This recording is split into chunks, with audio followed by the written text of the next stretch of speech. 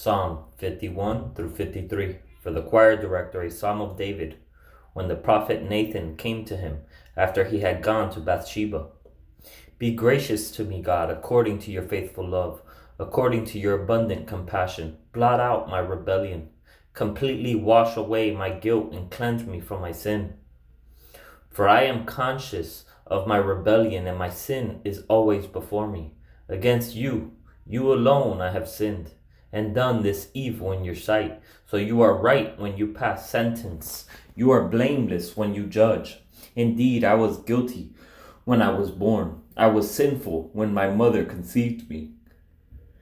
Surely you desire integrity in the inner self, and you teach me wisdom deep within. Purify me with hyssop, and I will be clean. Wash me, and I will be whiter than snow. Let me hear joy and gladness. Let the bones you have crushed rejoice. Turn your face away from my sins and blot out all my guilt. God, create a clean heart for me, and renew a steadfast spirit within me. Do not banish me from your presence, or take your Holy Spirit from me. Restore the joy of your salvation to me, and sustain me by giving me a willing spirit. Then I will teach the rebellious your ways, and sinners will return to you. Save me from the guilt of bloodshed, God, God of my salvation, and my tongue will sing of your righteousness. Lord, open my lips, and my mouth will declare your praise. You do not want a sacrifice, or I would give it. You are not pleased with a burnt offering. The sacrifice pleasing to God is a broken spirit. You will not despise a broken and humbled heart, God. In your good pleasure, cause Zion to prosper.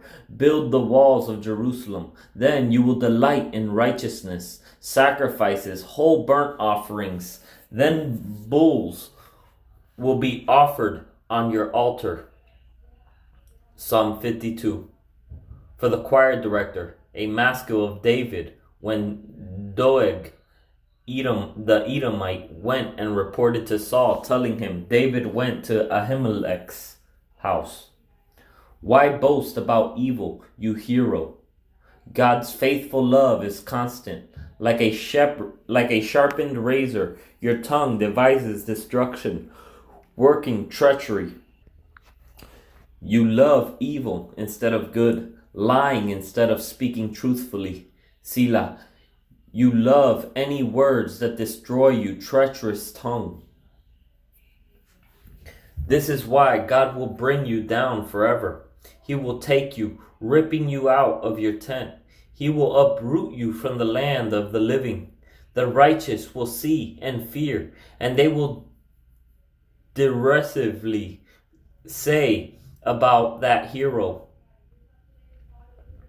here is the man who would not make God his refuge, but trusted in the abundance of his riches, taking refuge in his destructive behavior.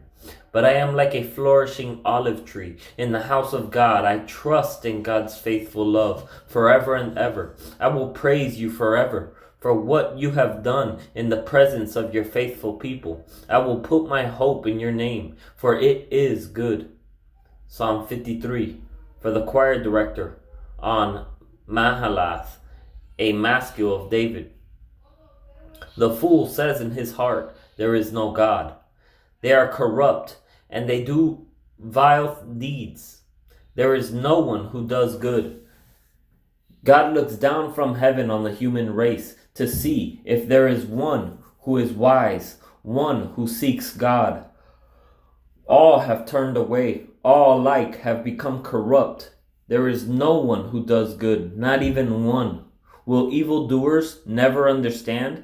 They consume my people as they consume bread. They do not call on God. Then they will be filled with dread like no other, because God will scatter the bones of those who besiege you. You will put them to shame, for God has rejected them. Oh, that Israel's deliverance would come from Zion when God restores the fortunes of his people. Let Jacob rejoice and Israel be glad.